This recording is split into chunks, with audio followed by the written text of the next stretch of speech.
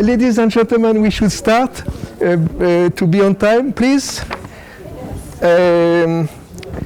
So, welcome to our workshop on the case method. The ultimate goal of the maneuver is to understand if the case method is a useful pedagogic instrument in a school that wants to develop entrepreneurship talent.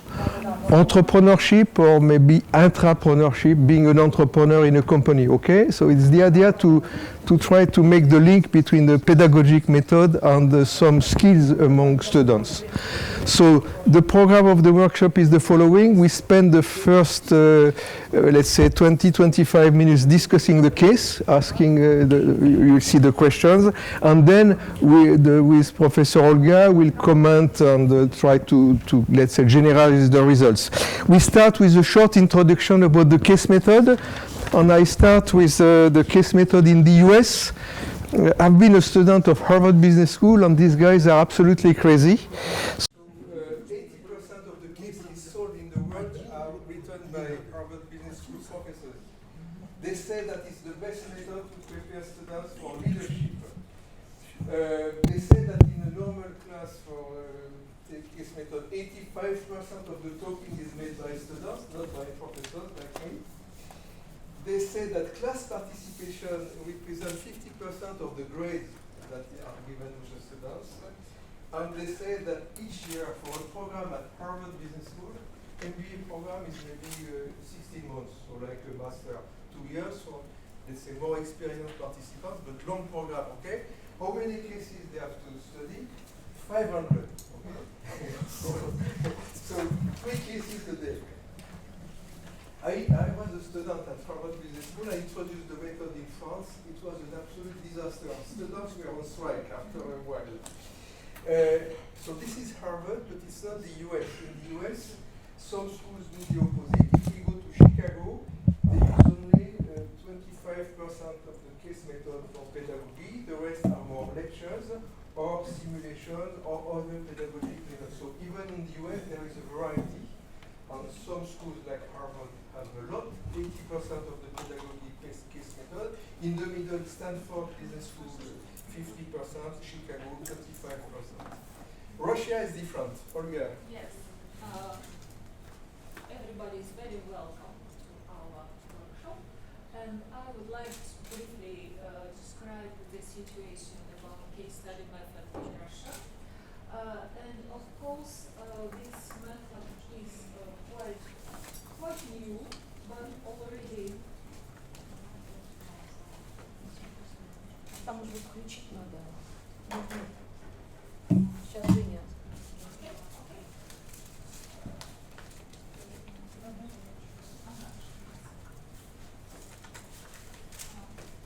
So, I think everybody already know a lot about this method.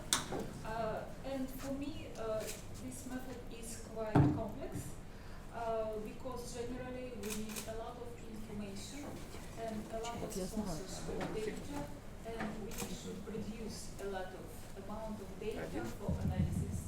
But also this method is very useful because researchers from many disciplines, okay, thank you, can use case study methods to build new theory, to explain some situation, to provide a basis to apply solution for some situation, to do some exploring, to describe an object or some phenomena. So we are really waiting for some result of your team or separate working.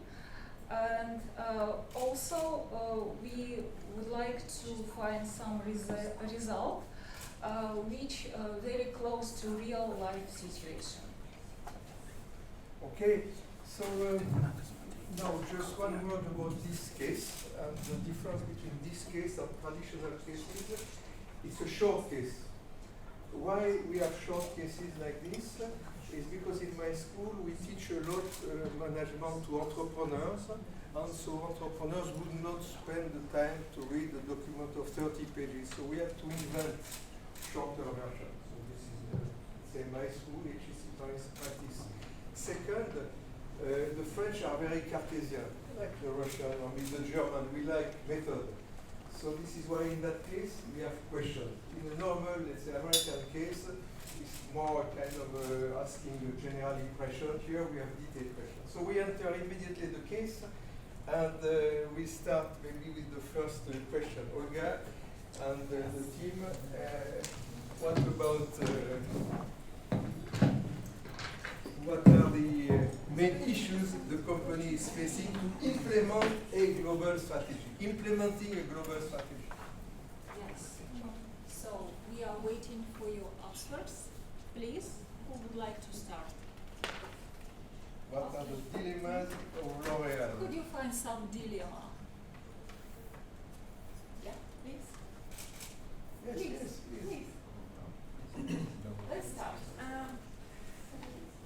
Oh, please put aside with your name, because if not, I will not. Yeah. Please, please. Assign with my name? Oh. No, no, but What is your name, please? you answer, but Yeah. please make just a little piece of paper with your name so that we can identify you. What are the dilemmas of L'Oréal?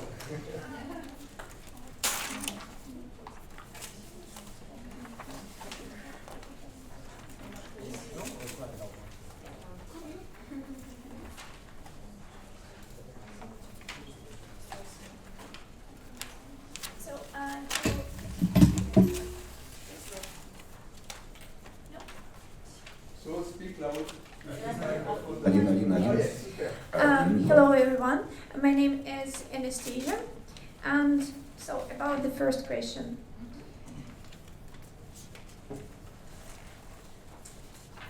So we think that what were the main issues? So the main issues in implementing this global strategy, it was the costs to boost the product in different countries. So when we go to a new country and try to sell our products, we need to take into the account that all countries are absolutely different, and people there, of course, absolutely different, and they have absolutely distinct way of advertising. So we need to adapt our product to these new rules of advertisement. And also we need to, as here it was written, for example, if we talk about Chinese people, they don't want to have something like unique product. Here was an example that one company has a product with traditional Chinese medicine, and Chinese people absolutely doesn't like it, and they don't want to buy. So we need to take into account that fact that we need to manufacture the product which can be like both for Chinese but also for all of people in the world. What I'm saying is, when we start selling the products like for European and American, Chinese people also will buy it because they want to be the same. But we have absolutely different kind of skin and so on. These products won't work for them. But anyways, they want to buy it. So that's why we think that it's better to not stop selling the product with their traditional medicine, but anyways they're forced to buy it. But anyway, I still think that it's better to continue to keep selling. So, and hello everybody, my name is Aladela. The question was, what were the main issues L'Oréal was facing in implementing a global strategy? And just to add to what you have said, reading through the text, you could see that there are many contradictions between the local managers and the head office, and which is normal in the multinational or transnational business.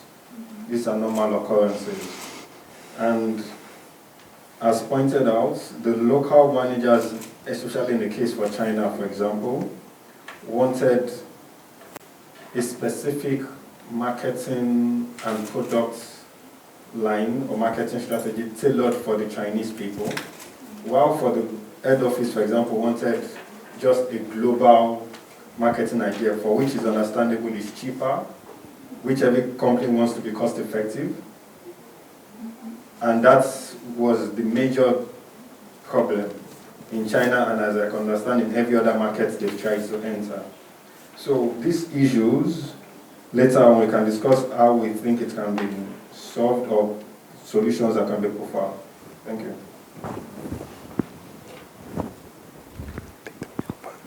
Anything else? Somebody would like to add some ideas? Yes? Some views about globalization. Yes? Daria? Okay. So, okay. Hello, my name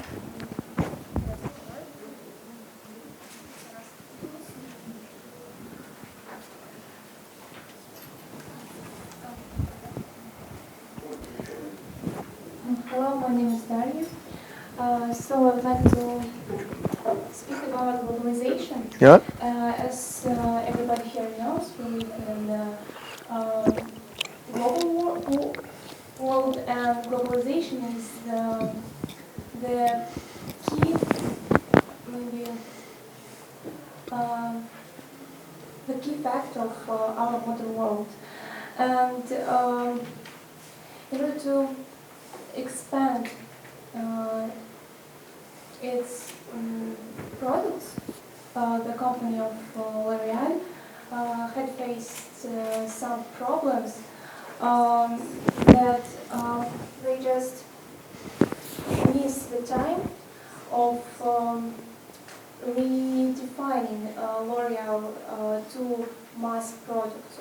That firstly, they create its local L'Oreal products. It started to be a luxury product because maybe because it was unique, but then and maybe because of some circumstances of not using makeup for a long period. And nowadays, L'Oreal just miss the period to redefine L'Oreal as mass market, and that is why it is a huge, maybe huge line of customers, huge. I hope you understood me. And it is a question what to do to create new line, especially for Chinese people, or to have a global line for every country. And as I know about Chinese culture, they very like European beauty, and it's kind of white skin and some makeup things, I don't know. And that is why they want to use products as the whole world use. And that is why it's very popular among them. But I suppose that Chinese, as Anastasia said before, they had Chinese people had its own skin, maybe some.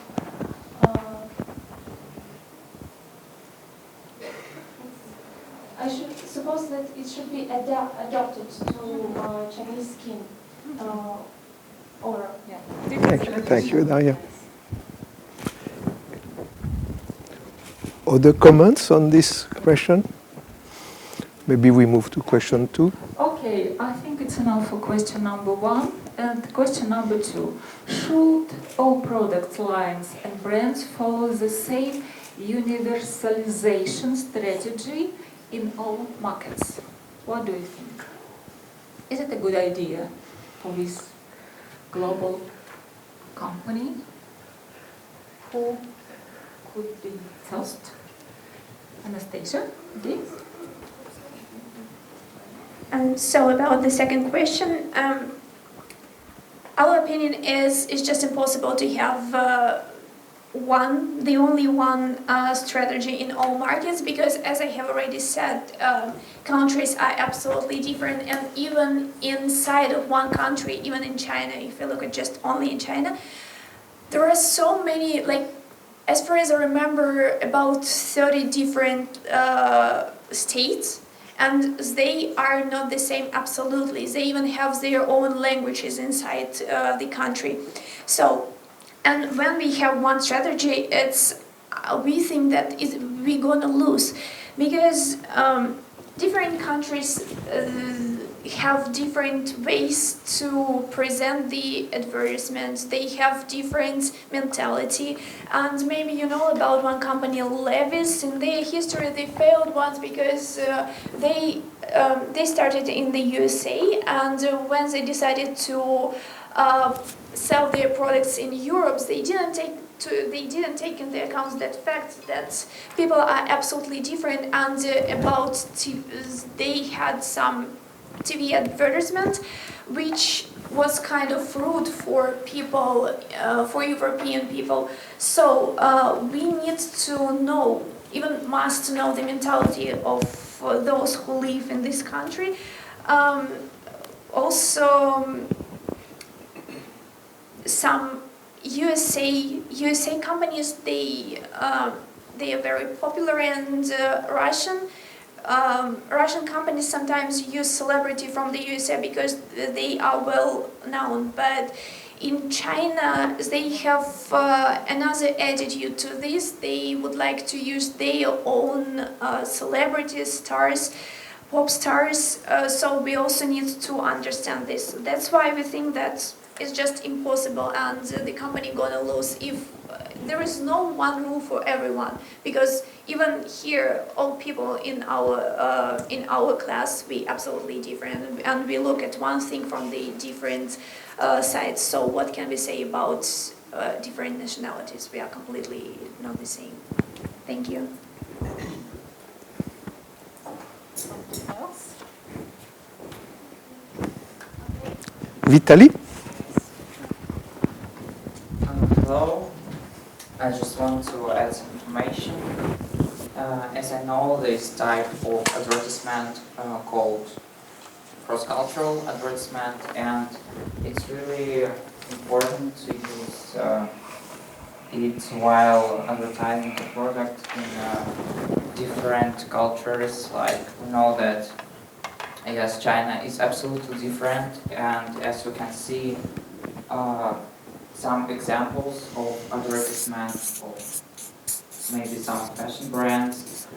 While advertising in China, they always use some elements of culture, because Chinese people really like their cultural elements, and it's even in every sphere of their life. But I just think that even while being in these different regions, it's also important to have their own like vision of the company. It mustn't be absolutely different. The vision should be almost the same, with some added peculiarities, or yes, peculiarities of culture. So I think that it's important to have almost the same products, but maybe change some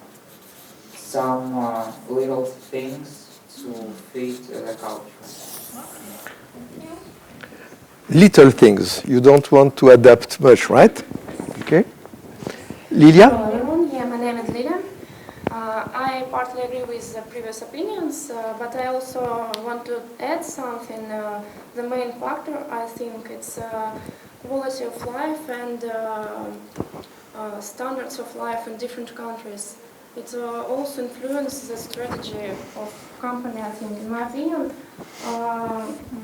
Have the same strategy for all markets, for all products, it's just impossible. It can be possible maybe for one product, one special product. But for all lines, we should take into account different categories of countries and different economic situations. Okay. Thank you. A lot of ideas. Daria, continue. I want to add something about standards of beauty. As we know, the standards of beauty in each country are different, and that's all maybe. How about Hollywood? I don't know. I suppose that every country like its own beauty, and some things are very important. That's why standards are different, I suppose. I think Angelina Jolie is beautiful for everybody, for every country. Ah, Something else? No? Not yet. universality of beauty. Let's move to question 3. So from the 2 first questions, we see that there are many cultural differences in any business, but some industries are more vulnerable to cultural differences, including beauty, skins, color, hair, that differ from one place to another. So the question is, these people of L'Oréal, they speak a lot of universality. Universality is a strange word, but it's the contradiction with adaptations. And one of you said we should adapt a little. So maybe main dilemma of L'Oréal is to adapt a little. Yes, we speak a lot of China because it is big and different, but maybe we should adapt also for Russia. And the French are not like the German, you know. we don't love the same cars, for example. So it's a degree of adaptation, and we discussed a dilemma in strategy, but we could think also as a dilemma in terms of organization. The headquarters are in Paris, and the total number of employees of the company I forgot, but might be 50,000 people. It's a big organization. If you go to a subsidiary, let's say in Russia, I think in Russia they have 2,000 people. Maybe in China they have 2,000 or more. Okay. So there is a problem of relationship between Paris, the headquarters, and the local people. And as I think you mentioned, the local people are not very happy with the decision made in Paris. So in a sense, not only we have to arbitrate the level of adaptation, little or big, but we have to decide who should make decisions. People in Moscow say, oh, we are Russian and we know more than you. What about his beauty in Russia? Okay? And guys in Dalian say, oh, in Dalian it's totally different. And in Guangdong, we speak Cantonese. We don't want to have the brochure in Mandarin. Yeah?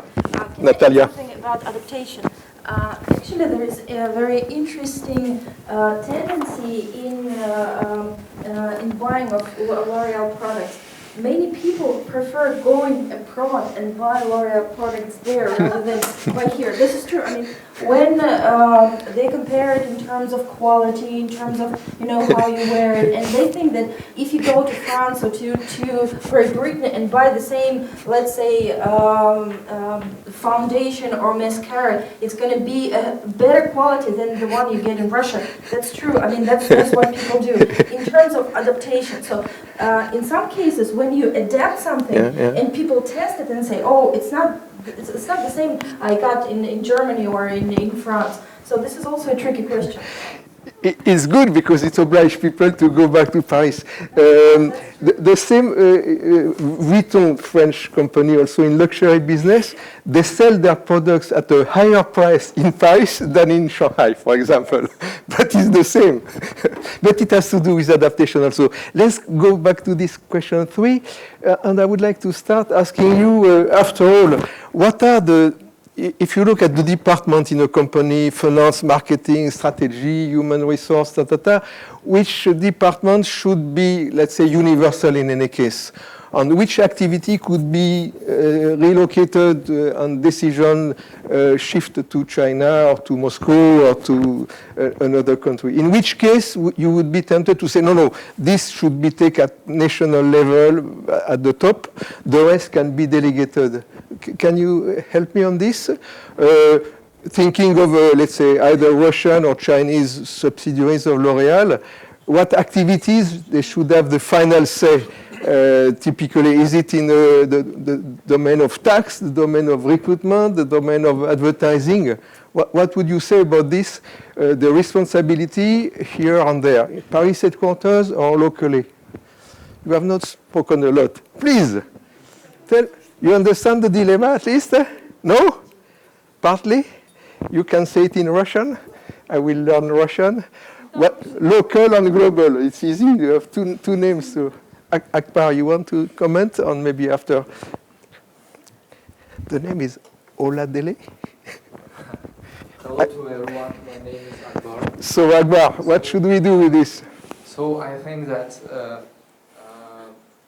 that department of marketing, so strategic marketing should be given freedom to local managers because they know better the situation in that place, and it is better to give freedom to them in order to make a marketing strategy which is suitable for that local place. But if we go to price strategy, for example, yeah. I think that it should be in balance. For example, local managers should analyze everything in the local place and send to headquarters. So it should be in. So, find an agreement. Yeah, it should be an agreement between local managers and headquarters. But you said marketing should be more local. Daria, you agree on this? Marketing can be local. In Moscow, they decide to have different colors, different style. So Natalia will never buy in Moscow. She will go to, or Tom, she will move to Paris immediately. So marketing, price. It's a difficult question because I'm not so good in marketing. No, but we speak of organization, decision making, yes.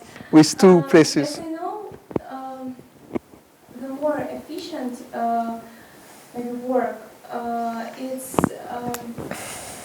quite enough freedom for local departments because I don't know that much control over these local offices is maybe is difficult. It's maybe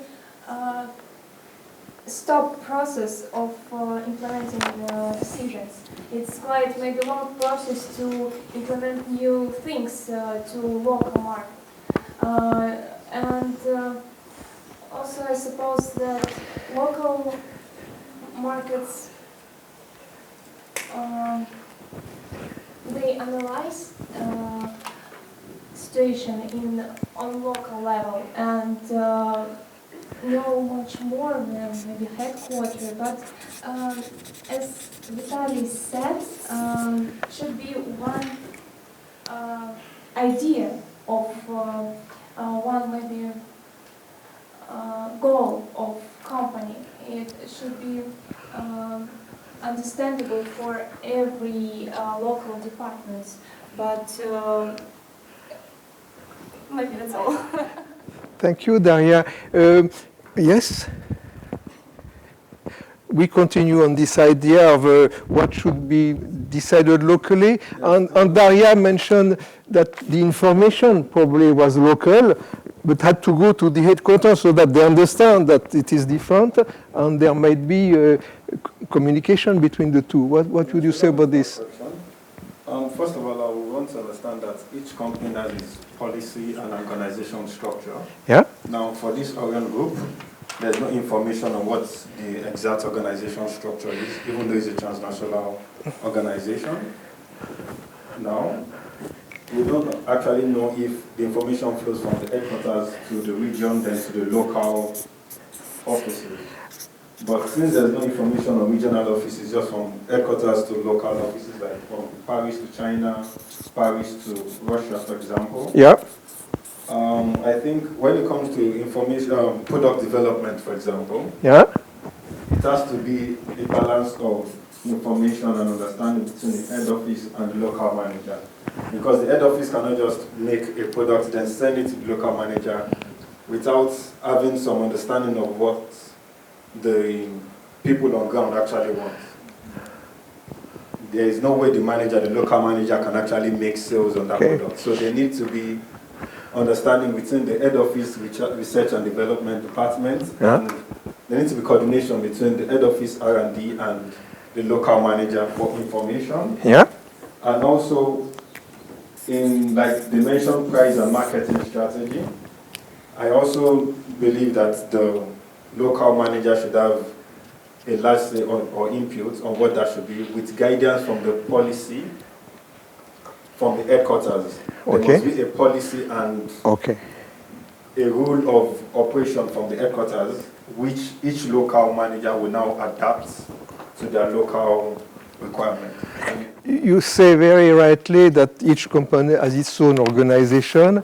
What might be specific of L'Oréal, for our point, is the following.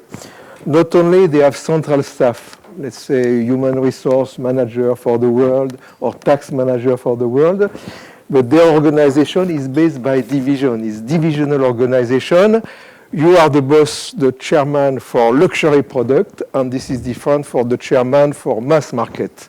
And it's different for the division selling to hairdressers, okay? So it's divisional system, and normally these guys, vice president, division 1, 2, 3, they have mission to succeed globally. So it's their problem to adapt and so on. And you introduce another element which is important, which is development or R&D, something like this. Because in fact, if you go deeper in the idea of adaptation, I'm not sure if this is a solution, but you want to adapt. You say, okay, the Russians have different skin, different dream of beauty. Then if you do so, maybe we should have a special development department creating products for this specific market. So in a sense, yes, not only we have the problem of marketing, maybe we have also the problem of development of new product adapted to a specific market. And maybe in between, we have the question of producing maybe locally, if it's immense market. You are not producing the perfume in Paris, maybe you shift the factory to the local market. So in a sense, yes, we have a lot to decide on this more or less little or big adaptation, but for different functions. Certainly, you will not delegate the function finance, including prices, to the local people. But maybe marketing, maybe development, maybe distribution. And the big lesson of the case, the degree of adaptation might differ from one division to another. Quickly, if we say basically luxury product, we want to adapt them a lot, or should that be standard on the, they call themselves L'Oréal Paris. My school also, we call ourselves HEC Paris, even if we are not located in Paris, because it's the brand. So in a sense, luxury product, you want to adapt them more than mass market product, or what? So the degree of adaptation, probably you would decide, might differ from one division to another. Let's move quickly to China, because it's the most... Yeah, Daria? Yeah? Yeah? Yeah? About information, I have read one book, Sakai, about organization of work. And it should be mentioned that it's really important to give ability to maybe low-level workers, even if for shop assistant, to give information for high-level workers. Because I suppose it's very important because, for example, shop assistants, they know about what preferences, yes, and it's quite important, I suppose.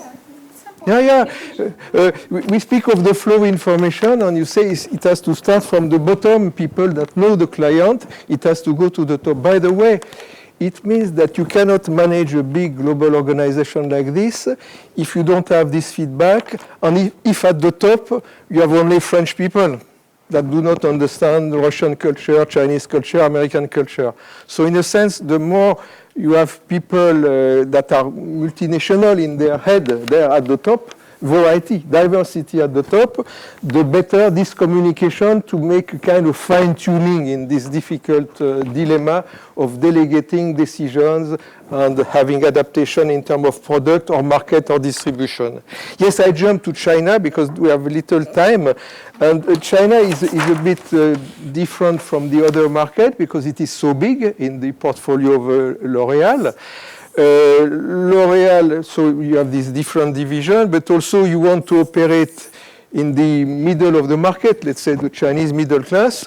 You want also to have the luxury part of the Chinese market. Maybe here we have 400 million people, maybe there we have 50 million, maybe we have, I don't know, 1,000 billionaires here. So you want to cover different segments. What is specific about the China situation, and that you will react to this, is that it is so important for us, L'Oréal at the top, that we have made the acquisition of a big Chinese company, which is Wesai. So the question in the case is the following. Not only we have a Chinese company, so we are Chinese in China, so we can use this brand to cover different parts of the market. But the question is, should we create a special luxury brand, adding something there, super premium, I forgot how they call it. Should we create something special? In fact, it means that L'Oréal people are not happy of the success of their activities in China. They want to produce to be more successful. So what should they do?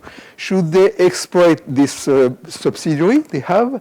Or should they create something from scratch?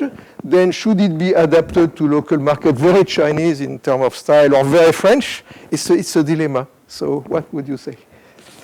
Lilia, China. Or Daria, she's a specialist of Dalian market. Do you know the Chinese brand, Wesai? Have you seen this brand in the? No. You have not been shopping in a big. It's quite a difficult question. I suppose that L'Oréal Paris have good positions and luxury segment. Maybe. And the question, what should we do with mass market? Maybe I had one idea of creating maybe two lines of L'Oréal. As we know, standard of beauty in Europe and Asia. No, in Europe are the same, in Asia are the same, but they are different in comparison. And that is why maybe we should create L'Oréal for European and separately for Asian, not especially for China, for Asian. She's making it more complex now. We want to add a level, you know, Asia. Asia, because these Asian products can be can fit to Korean market, Chinese market, etc. It's maybe it's my idea. Okay, it's an intermediate idea to have by zone. So Europeans, the Asian, Africa maybe it's a world in terms of skin. It's in terms of market and product. It's very different. Also, if you want to succeed in Africa, it will not work with the Chinese product, not yet. So yes, so you say that the main dilemma are not so much at the luxury level, maybe it's a good idea to create a new brand, but you say that at the mass market, it's difficult for L'Oreal to penetrate further. By the way, the main competitor of L'Oreal in China is probably Procter & Gamble. So you see giants of the mass market, distribution, supermarket, big cities. One of you would like to comment on this strategy for China, because it's a big dilemma. In the case, we see that the CEO is puzzled. He thought he made a good job making a big acquisition. He thought he's very smart with good teams of Chinese, French people managing it, but it's not very big success. And there is something also missing in our analysis. We want to adapt, but we can adapt only if it's a very big market, because then we have to create new products. So size and so on. So Anastasia and Oladele, what do you do for Chinese market? Do you say yes to the idea of creation of a special luxury brand for China, not Asia, China? Yes. Because they would say India is different. Yes. Yes? Why? Come on. It's okay. Why? Why yes? Doesn't work? For the Chinese market, yes. We don't know how to manage the microphones. Chinese microphones. Chinese market, because obviously China has over 1 billion population, which is a very interesting market, and according to this case study, it's a very important market for cosmetic segment and even for the Horian group. But for the super premium brand, yeah, the term super premium indicates a lot of things in this context. It means it's a specific kind of brand. It's not for everybody in the social economic class, which means the products will most likely be more expensive, as I understand. And it's just for some specific target audience in the market. So yes, I think it's a good idea. And like Dr. Natalia said, adaptation at times doesn't necessarily mean it will work, because some people want to go and buy it abroad feeling it's better.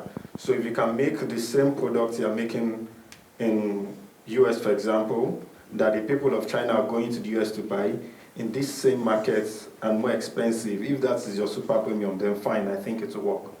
Okay, interesting. May I add something? About what Dara said, I think it's gonna have more problems, because as here it was mentioned and everybody knows they want to be the same as European and American, but if you follow this way, you again have something like a split and division, and you make a difference between them. And I wanted to add one thing, that's one idea that, by the way, you said. Chinese don't want them to be to be unique in product, so they want to have absolutely the same what others said. So there is an idea that maybe if we start producing and tasting the product from Chinese people. So what I mean, we start manufacturing a product for global product, as all L'Oreal Paris have. But we start testing this product from Chinese people and tasting this product on them, understand what minuses, advantages and disadvantages this problem has, and then understand is it okay for them or not. If it is not, we just change a bit, and they start liking it more, and so they start buying it more, and then we spread it all over the world. So after this, they won't feel that this product, they will feel like all world use the same what they use. So it's like not they use what all products, what all world use. So do you understand? Yeah. So I start producing with them. That's it. And about prices, everybody knows that China is very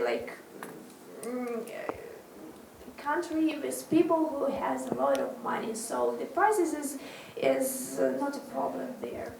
Okay. Thank you. Maybe we have to move to question 5. Question 5. So we are ready to think about your advices. What do you think? What should we ask? What Jean-Paul Egon should do about his strategy about universalization of beauty. What do you think? We are ready for your advice. And of course, I think we should pay some attention on economic ideas.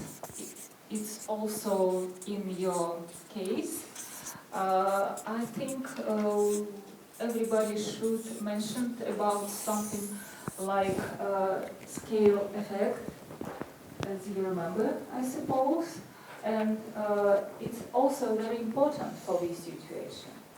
Shall I show you some very interesting, of course, graph about average total cost and about quantity of products?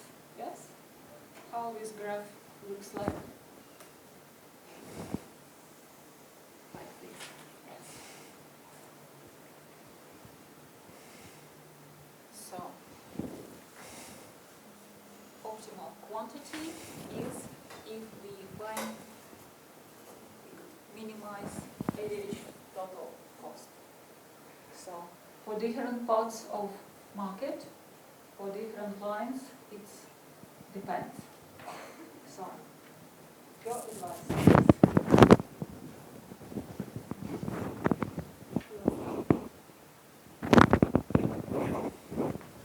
Okay.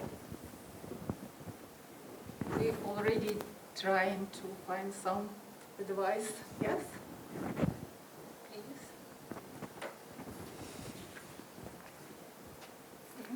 Please start. Olga says universalization or adaptation, but not at any cost. So, Not an cost, yes. and Pay attention also on this economic way of thinking. economic variables. Yes.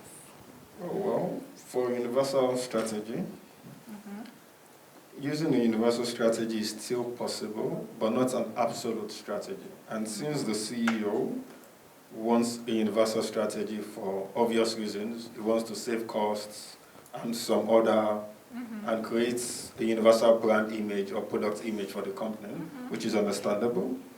I think there are methods they can derive that. First of all, I would still like to go back to the point that Dr. Natalia mentioned, which is very important, that people go to other places to buy products and see that there's a difference in it.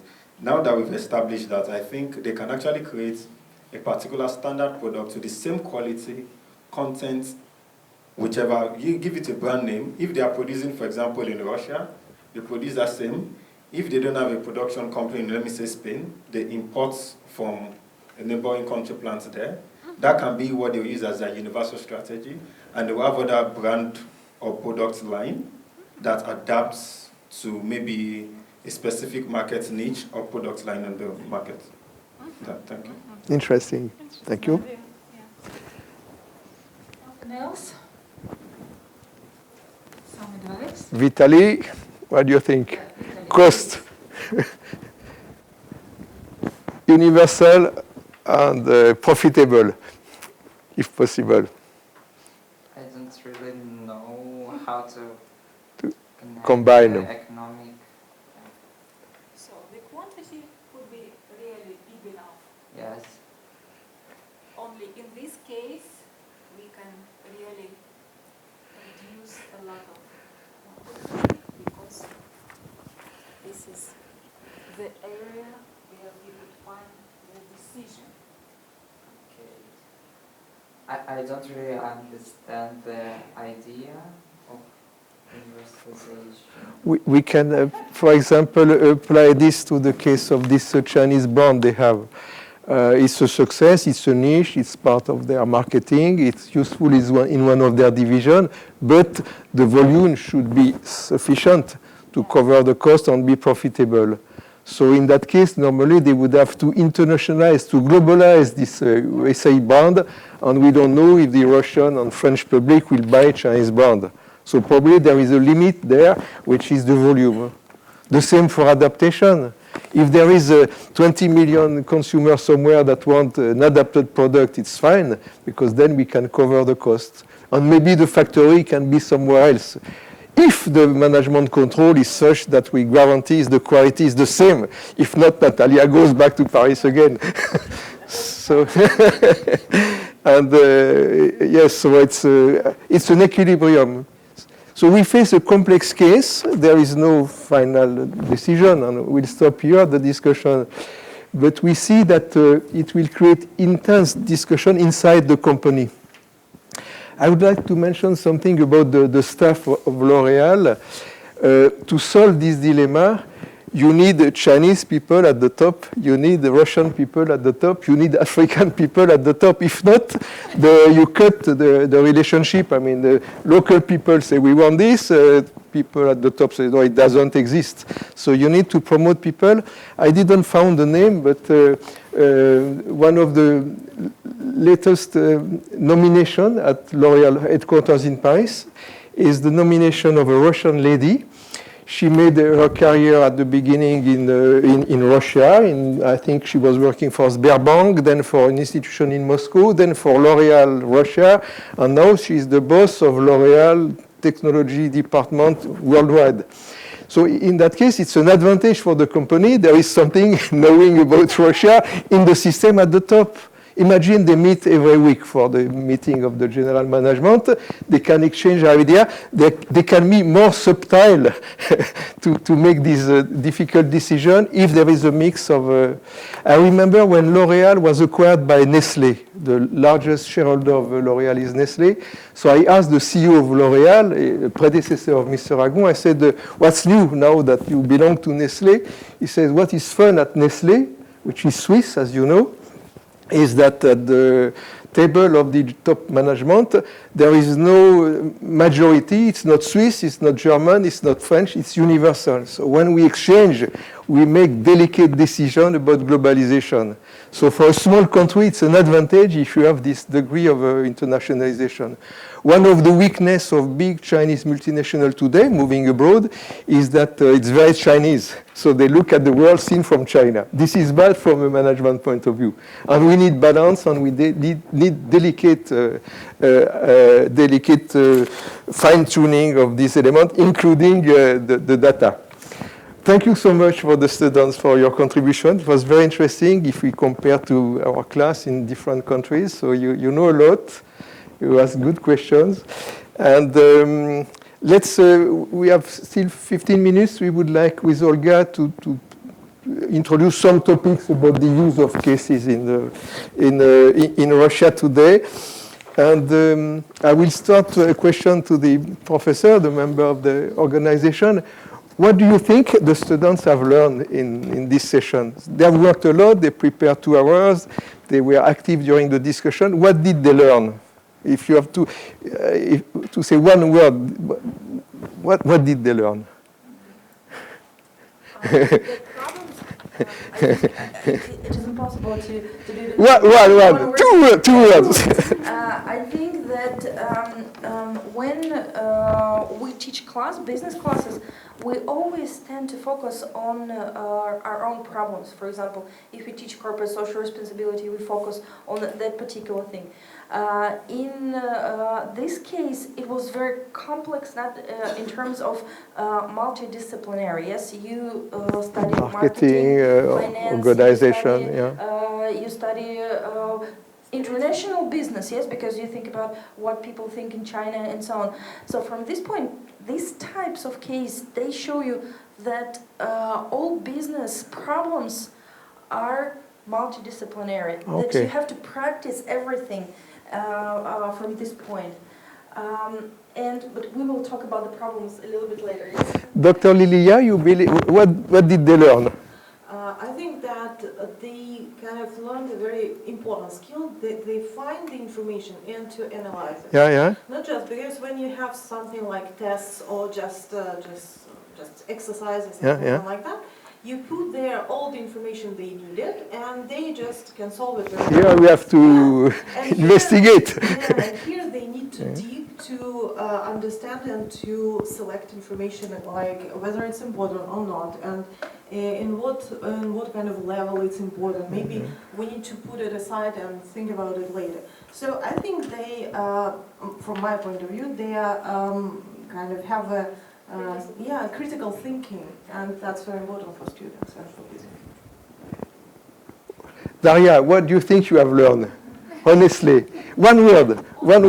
What did you learn? One word. You learned some. What did you learn? Okay. Business is very difficult.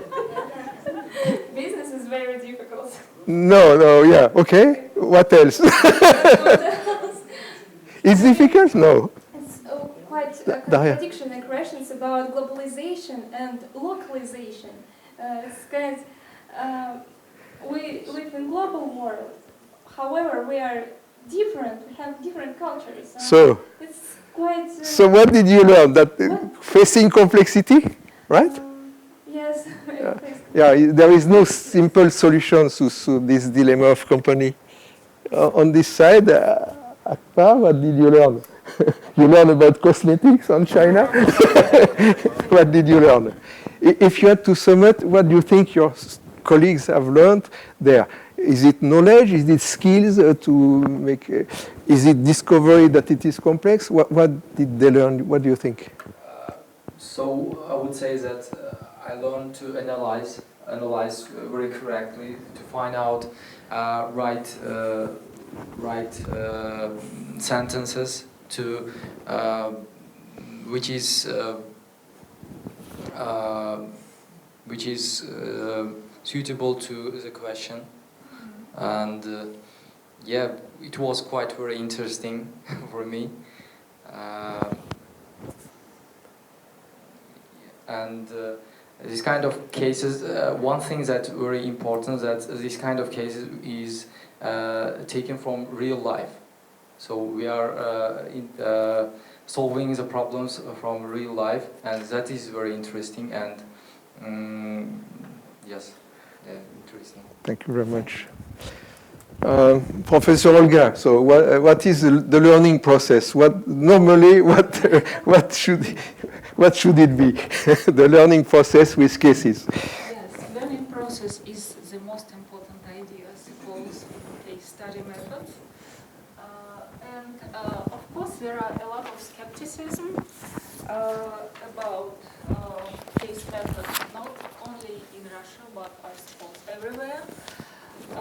Because sometimes we are trying to use small number of cases to establish general ideas, general conclusion, and also we are trying to explore and study and find general decision. And sometimes some dismissed case study research are useful only as an explanatory tool. But of course there are a lot of people who really support this idea and also admire about it. Many researchers continue to use case methods with success, sometimes even huge success. And of course, if we are ready and if we prepare and crafted real-life situation, issues and problems. And I just would like briefly show you some steps from which to real situation in Russia about case method. Of course, this method comes to Russia from West because then we decided to create a market economy. We definitely need a new way how to teach students and how to find new teachers. So some exchange program was very good for this reason. And in the 21st century, there is some kind of competition, and of course High School of Economics in Moscow and also GIMO created some program for instructions and also prepare some competition in case study method. And after that, this method was much more popular.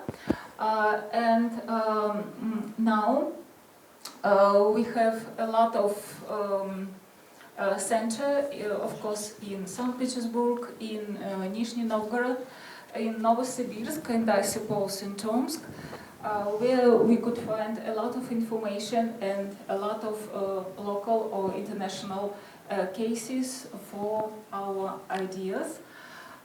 And also this method is very useful for international company to recruiting higher level managers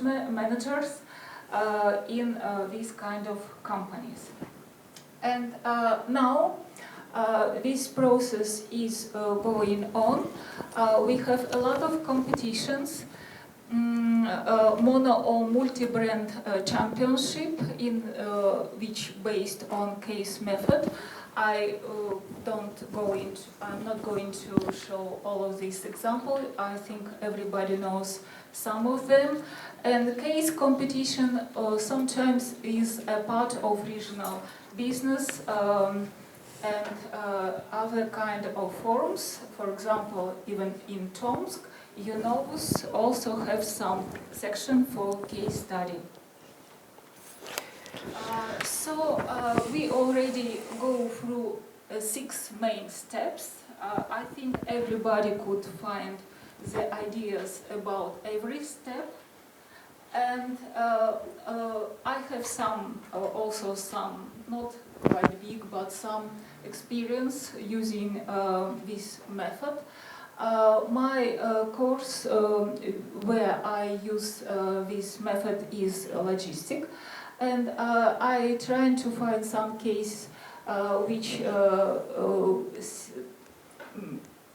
presented in some textbook, or sometimes I just use some information from articles, for example from experts, from some private resources, and also from, you know, there are a lot of ideas which go to our mind, so I think we should do it for future. This is my attitude about main points for case method success. I'm not sure do you agree or disagree with me, but today we already saw about there is no one best way for this situation, for discussion and for decision. And for me it's very important that we should use exciting business situation. I suppose this situation was exciting. So, thank you. Thank you, Olga. In education, we distinguish frequently knowledge and skills. Maybe the case method is touching more precisely the skills. There is some knowledge. When one of you introduced the notion of different organization chart, it's a discipline. There are many books and research about it, so there is knowledge inside the case method. But there is also a lot about skills. What I would like to mention for professors and students is the following. Skills and management education from the point of view of the recruiters, the guy that will give you a job, skills are probably as important as knowledge. They believe that you know something about cost, about economics, about logistics, about strategy, but they want to know, have you the skills to be successful manager in our system? There is an organization in Europe, the name is EFMD, European Foundation for Management Development. They have made a list of the, let's say, top 15 skills in management education that students should have after a program in a business school. I will not mention all of them. We'll give you the document with many specific data about this presentation, but I will just mention a few of these skills that certainly were there during our discussion. Effective problem solving, looking at the data and trying to converge towards a solution.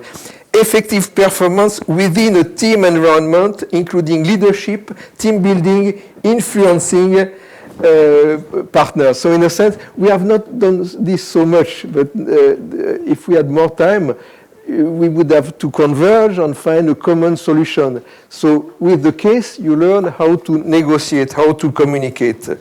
Effective interpersonal skills of effective listening, negotiating, persuasion, and presentation. Very important for your career in management, very important for us indicators. We have to transfer knowledge, but also to help you in developing skills. There is an alliance between top business schools worldwide. The name is Tomsk Global Alliance. And they have a specific objective for their students.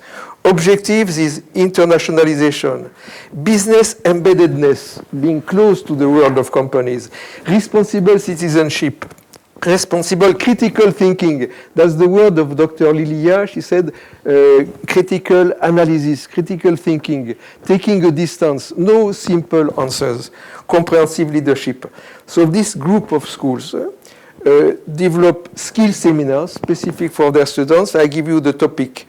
Strategy skills, business communication, group work abilities, negotiating techniques. So again, it's not knowledge, but it's the skills that make manager grow rapidly in the organization.